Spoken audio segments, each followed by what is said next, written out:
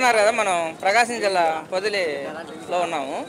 ఈరోజు పొగాకు రైతుల ధర్నా కార్యక్రమంలో ఒక రైతుని మనం ముచ్చటిద్దాము. ఇక్కడ రైతు భరోసా, అమ్మఒడి, గ్యాస్ సిలిండర్లు, ఫ్రీ బస్ రైతులకు సంబంధించి అడుగుదాము. ఒకసారి మీకు అమ్మఒడి వస్తుందండి? మా ఇంట్లో అందరూ వస్తుందండి. రైతు భరోసా అందరికి ఇస్తున్నారు. ఓకే. ఫ్రీ బస్ అండి? రోజు మా ఊర్లో 10 బస్సులు తిరుగుతున్నాయండి. ఓకే. ఇప్పుడు గిట్టుబాటు ధరలు ఎలా ఉన్నాయి?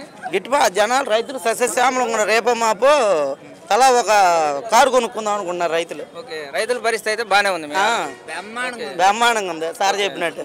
ఇప్పుడు చంద్రబాబు నాయుడు గారి ప్రభుత్వం బాగుందా, గతంలో జగన్మోహన్ రెడ్డి గారి ప్రభుత్వం? చంద్రబాబు నాయుడు గారి ప్రభుత్వం బ్రహ్మాండంగా, ఎప్పుడు బ్రహ్మాండంగానే ఉంటుందండి అది. ఓకే. మీకు రైతు భరోసా పడుతుందా? మా ఇంట్లో ఒక 5-6 ఉంటే 5-6 వస్తున్నాయండి. ఓకే.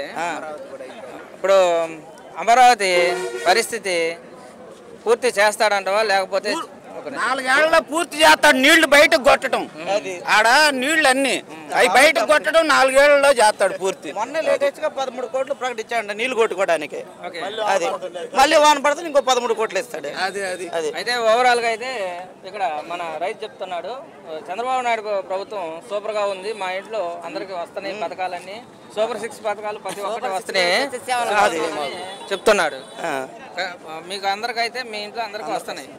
ఓకే.